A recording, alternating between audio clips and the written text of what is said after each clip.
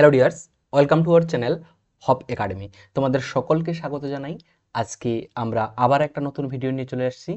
আমাদের যে এনআইআরএফ যে র্যাঙ্কিং, ইউনিভার্সিটি এবং বিভিন্ন ইনস্টিটিউশনের যে র্যাঙ্কিং, সেই র্যাঙ্কিংয়ের লিস্ট আমরা নিয়ে এসেছি। কারণ ইউজিসি নেট পেপার 1 এবং এজ ওয়েল এস পেপার 2 কিছু কিছু ক্ষেত্রে, ডাব্লিউবি সেট এক্সামের ক্ষেত্রে আমাদের এই টপিকটি অত্যন্ত জরুরি।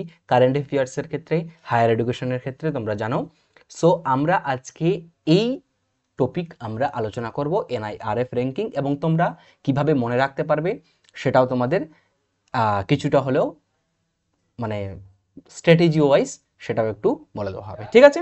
সো শুরু করার আগে বলি, আমাদের কোর্স পেপার 1-এর যে ফ্রি ক্লাসেস চলছে প্রত্যেক রেগুলার সন্ধ্যা 6টার সময়, রুটিন তোমাদের দেওয়া আছে অ্যানাউন্সমেন্ট ভিডিওতে। তো তোমরা সেই হিসেবে ক্লাস করতে পারো। পেপার 2 এবং পেপার 1-এর 2 ভিডিও চলছে। সো এই যে ফ্রি ক্লাসেস, এই ফ্রি ক্লাসেসের লাভ তোমরা তুলতে পারো। এজ ওয়েল এস তোমরা পিডিএফ সেখান থেকে পেয়ে যাবে। তো তোমাদের যদি কোনো কোয়ারি থাকে তো তোমরা অবশ্যই নিচের দেওয়া নম্বরে তোমরা যোগাযোগ করতে পারবে। সো আজকের যে টপিক সেটা হচ্ছে আমাদের কি না, সেটা হচ্ছে আমাদের ন্যাশনাল ইনস্টিটিউশন ফ্রেমওয়ার্ক, ঠিক আছে? ন্যাশনাল ইনস্টিটিউশন র্যাঙ্কিং যে আমাদের ফ্রেমওয়ার্ক, সেই ফ্রেমওয়ার্ক। তো এটা কার দ্বারাই?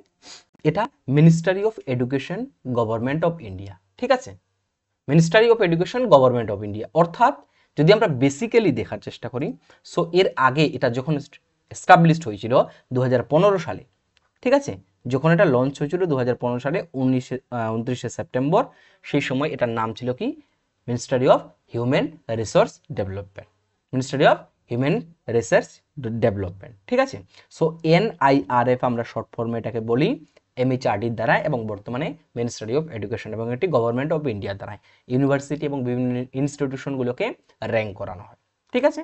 সো আমরা দেখে নিব যে এর যে একটু দেখে নিচ্ছি যে প্যারামিটার্স, মানে কি বিষয় কি হিসাবে ইনস্টিটিউশনগুলোকে এরা র্যাঙ্ক করে, 1 2 3 4 কিভাবে র্যাঙ্ক করে। সো প্রথমত যদি দেখি টিচিং, লার্নিং এবং রিসোর্সেস কি কি আছে, সেই হিসাবে র্যাঙ্ক করে। রিসার্চ এবং প্রফেশনাল যে প্র্যাকটিসেস, মানে একটি 5টি প্যারামিটার্স আছে আমাদের, সেই প্যারামিটার্সের উপর ডিপেন্ড করে ইউনিভার্সিটিগুলোকে নম্বর দেওয়া হয়ে থাকে এবং সেই হিসাবে সে র্যাঙ্ক লিস্ট করা হয়। গ্র্যাজুয়েশন আউটকাম কি আছে, এবং আউটরিচ এবং ইনক্লুসিভিটি কতটা, এবং perception, that means peer perception বলা হয় এটাকে, পিয়ার পারসেপশন আমার কতটা আছে। সো 2024-এর যে আমাদের র্যাঙ্কিংস, সেই র্যাঙ্কিংস আমরা দেখে নিব। সো আমরা প্রথমেই দেখে নিব যে ইন্ডিয়ার ওভারঅল যে ইনস্টিটিউশন, সেই ওভারঅল ইনস্টিটিউশনের র্যাঙ্কিং। যদি আমরা 1 নম্বরে দেখি তাহলে Indian Institute of technology Madras, যেটা চেন্নাই সিটিতে, এবং এর স্কোর যদি আমরা অনেক সময় দেওয়া থাকে 86.42। নেক্সট সেকেন্ড পজিশনে আছে আমার কি, বিশেষ করে 1 2 3 4 5, এই 5টি তোমাদের, এবং নিচেরগুলো আমি অবশ্যই নাম দিয়ে দিয়েছি যদি তোমাদের প্রয়োজন হয়, বা যদি চাও তোমরা, তো অবশ্যই সেটাকে চোখ বুলিয়ে নিতে পারো, তাহলে তোমাদের মনে থাকবে। এটা এমন কোনো বিষয় নয় 2-4 বার দেখলেই আমাদের কিন্তু মনে থেকে যাবে, ঠিক আছে? সো এই র্যাঙ্কটা হচ্ছে আমাদের ওভারঅল।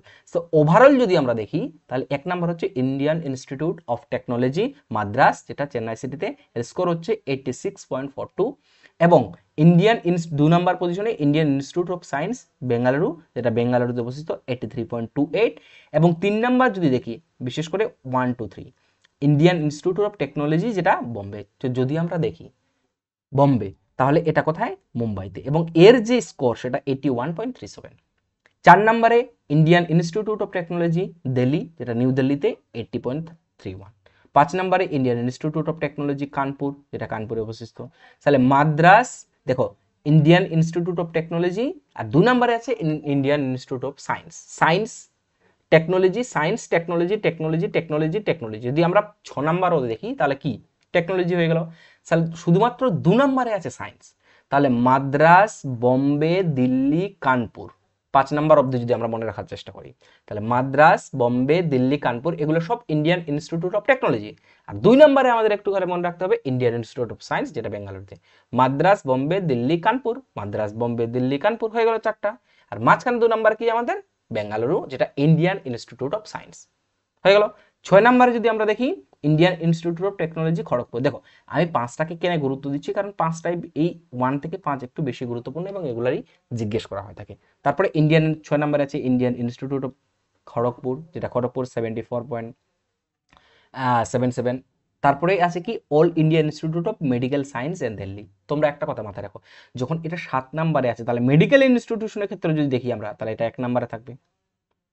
কথাটা বুঝতে পেরেছো? তারপর Indian Institute of Technology Roorkee, তারপরে Indian Institute of Technology Guwahati, এবং 10 নম্বরে যদি ওভারঅল দেখি আমরা, ওভারঅল যদি ইনস্টিটিউশনের ক্ষেত্রে দেখি তাহলে সেটা হচ্ছে জওহরলাল নেহেরু ইউনিভার্সিটি র্যাঙ্কিং এর দিক থেকে যদি আমরা দেখি, জেএনইউ হচ্ছে আমার 10 নাম্বার 68.53।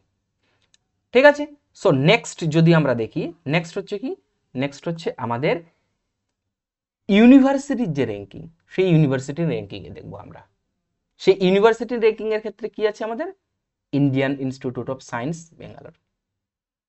ইনস্টিটিউটের যদি দিক থেকে, ইউনিভার্সিটির দিক থেকে দেখতে চাই, তাহলে ইন্ডিয়ান ইনস্টিটিউট অফ সায়েন্স এটা হচ্ছে আমাদের ব্যাঙ্গালোর, যেটা 83.29। কি আছে? 83.29। ক্লিয়ার? তারপরে আছে আমাদের জওহরলাল নেহেরু ইউনিভার্সিটি, যেটা 69.80, 69.49। ঠিক আছে স্যার, 8940। ঠিক আছে, তারপরে জামিয়া মিলিয়া ইসলামিয়া, যেটা দিল্লি, নিউ দিল্লিতে 68.11। ঠিক আছে, তারপরে Manipal academy of higher education, তাহলে এটা কি ব্যাঙ্গালোর, দিল্লি এবং দিল্লি।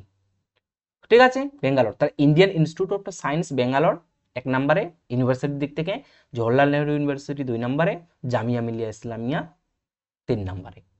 তারপরে Manipal academy of higher education, যেটা আমাদের 4 নম্বরে আছে। তারপরে বানারস হিন্দু ইউনিভার্সিটি যেটা উত্তরপ্রদেশে, ঠিক আছে, সেটা হচ্ছে আমাদের কি 5 নম্বরে।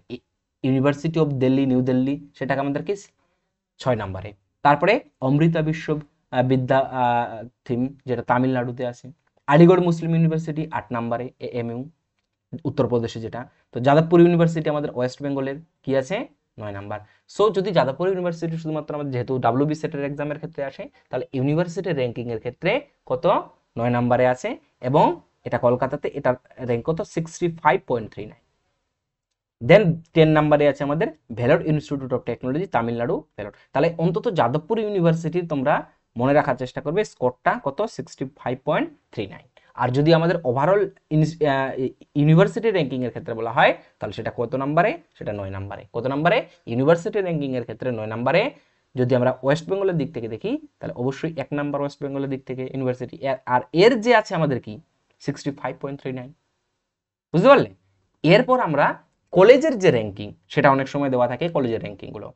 প্রথম আছে আমাদের হিন্দু কলেজ, যেটা দিল্লিতে 74.47।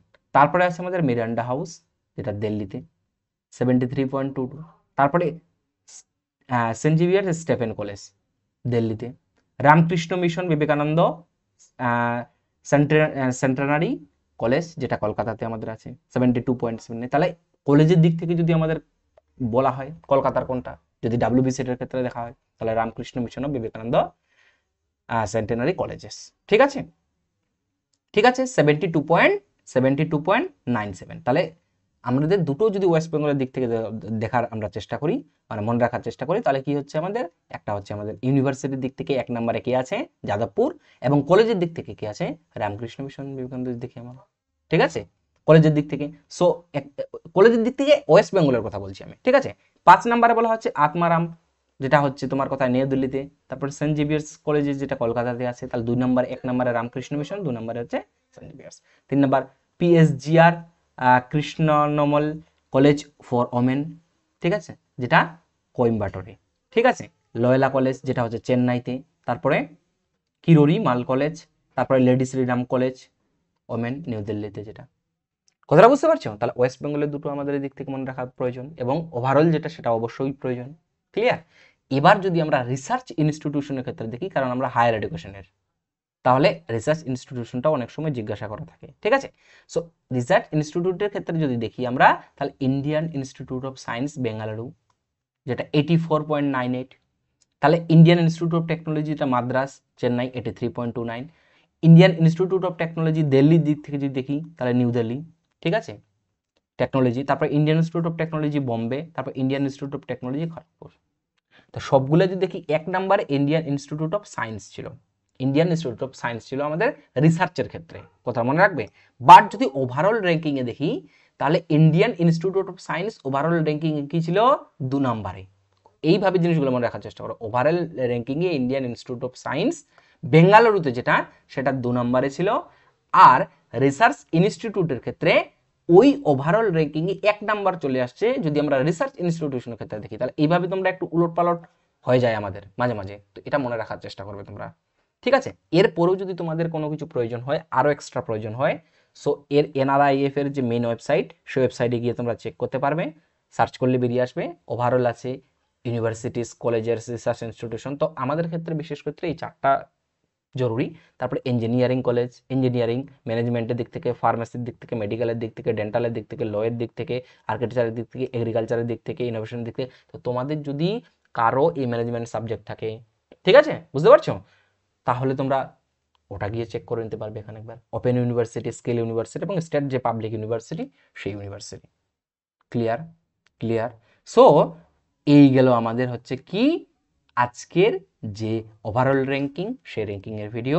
আশা করি তোমাদের ভালো লাগছে। সো ভালো লাগলে অবশ্যই তোমরা লাইক করবে, কমেন্ট করবে এবং তার সাথে সাথে শেয়ার করবে।